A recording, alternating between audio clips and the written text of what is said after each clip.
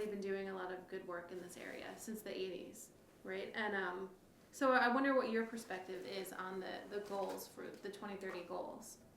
Well, we're going to continue to do it, and as I said a few minutes ago when I was talking about this, one of the ways that I think it's been helpful over the years, our citizens view this in the proper light, which is energy conservation is going to save them money.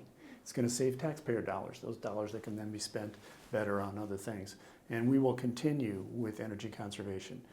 For the most part, that's how we've met our renewable energy goal, is not to create so much new energy, because we really haven't been able to do that, but to take the renewable energy we had, a couple of old hydro dams, and magnify that by reducing our energy use overall. The LED street lighting program, all the simple things like new boilers, solar hot water heat at the fire stations in all city buildings, those types of things. Yeah, so I was gonna say people can look to Ann Arbor as sort of a role model to follow. I think so. Yeah, we're probably in the I don't know, in the top 10% or so of cities in the United States in our energy conservation, our use of renewable energy. And what have you just coming out of this conference? Do you have were there any sort of new ideas that you got or new partnerships that you saw? Well, there were certainly some conversations that went on, and it was nice to have the Public Service Commission members there. I gave them a little tweak. Because, for instance, we've replaced we were the first city in the United States to replace our street lighting with LED lighting, which pays for itself in 4 years, tremendous savings for our citizens. But we don't own all the street lights. So DTE Energy owns about 2/3 of them. We own 1/3. We would like to see the Public Service Commission work with the utility companies to have the best possible street lighting in the state that is the most energy efficient, again, saves money for the ratepayers.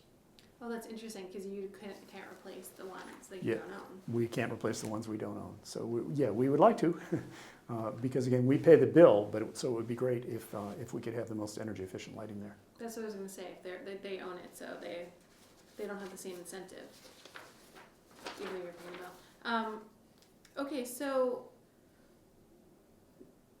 do you?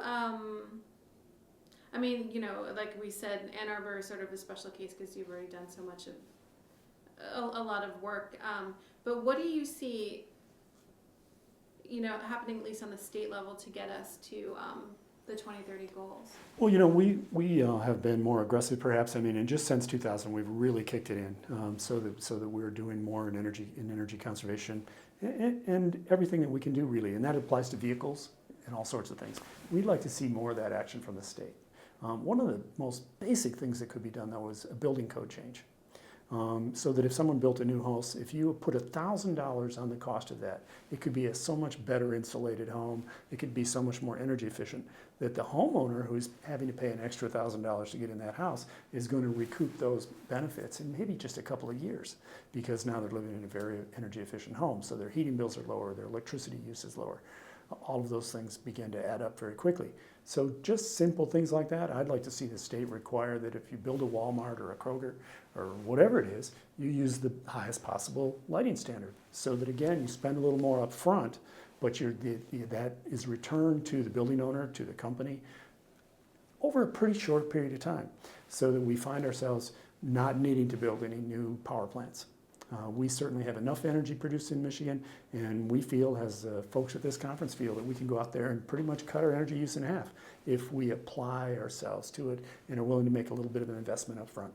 And the state could trigger a whole lot of that. Yeah, no, that's interesting. If they did make it a requirement for new buildings, or even like when housing developments are built, they're sort of always going for as least cost as possible. But yes. They're not living in the home afterwards. Right. It's sort of like buying spending $1,000 more to get a car that gets 45 miles to the gallon versus one that gets 15. Yeah, a few people have been bringing that up about houses and buildings having, if only they had a miles per gallon sticker on it for how much exactly. energy they use. Yeah, and we're doing that now with buildings. We're going to be requiring buildings to report their energy usage, so that if I'm going to be a tenant and I want to put my business into a large building, I can see, whoa, my energy costs are going to be much cheaper over at this building. I'm going to go in this direction. That's incredible. That's really interesting. Do you want to say anything just sort of about working with the Alliance to Save Energy? Well, the Alliance came to Ann Arbor and asked me to join the leadership circle. And we have good staff, and I think that's based on our sort of our body of work. We're very happy to be one of the smaller cities. The other rollouts have been in bigger cities. I like the fact that they have such bipartisan support even in Washington, D.C. And maybe this is a way to move the ball down the field. There's really no one that can disagree with energy conservation. I mean, it's a very difficult thing to be against. No, it's true. It is interesting. Andy Hoffman from the Urban Institute, he was saying about changing the conversation from climate change or to, energy cost savings, putting it into business terms and impacting a wider group of people that way. Mm-hmm. And that's been our thrust over the years. It's a little harder when you've been doing it for a while to cut your energy use in half because a lot of the low-hanging fruit was picked a long time ago.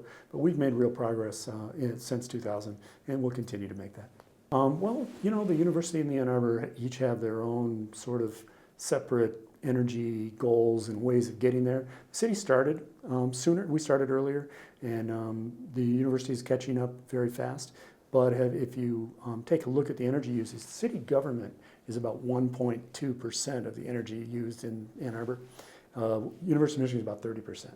And so we're trying to work with our residential sector and our commercial sector and transportation. We do a lot of work with the hybrid buses, with our very advanced recycling trucks that are hybrids as well, of a different kind.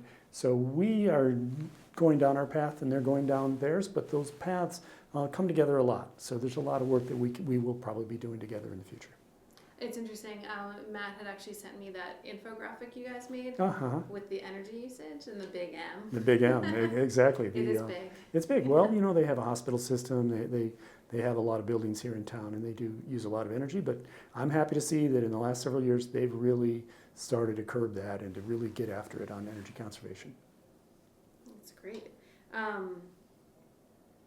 Hopefully the state of Michigan can really look to Ann Arbor for some of the solutions that you guys have put into place. It's good that Ann Arbor is just a good role model for the rest of the state. I mean, for other cities in the country too, but specifically in Michigan, I feel like it's harder. They're not going to look to San Francisco and say we're going to, Ann Arbor at least. We share everything we do on our webpage, and some of our staff members, they are invited to speak in other cities. I go to a fair number of conferences and talk about what we do. People are interested in it. One of the things that I don't see happening in a lot of places, and probably because we've been in the recession, Michigan started the recession and it hung over in our state a long time. It's hard to say that we're even clear of it in some ways, but having dedicated staff people are very, very important. And we feel that people in our energy office actually pay for themselves because of the energy we save. Well, the conference again is spreading the word, and we had a lot of professionals in the field there today watching the conference, and I hope that a lot of people are able to see it through your broadcast and find out what they could be doing. But it's really simple for the citizen to do this stuff. There's contractors that will walk you through every bit of it without costing you a penny, and then you can make decisions about what's most cost efficient for your home. And very often you will find that those energy savings will pay you back pretty quickly. We found with our LED program that it pays for itself in 4 years with our street lighting program. That's not a bad payoff. And if you're going to own your home for 30 years, as I said earlier today, cities invest in a water pipe or something that we expect to last 50 or 60 years. So a light fixture that will last for 20 years and pays for itself in 4, that's a good investment. And I think if you begin to look seriously at energy conservation, particularly that way, conservation versus do everything you can to conserve energy before you go with renewables, before you put solar panels in, make sure you're not losing all sorts of heat through your roof. Those are cost-effective solutions. And people can really do that in their own home, in their own office, in their own building, just to become a more efficient state.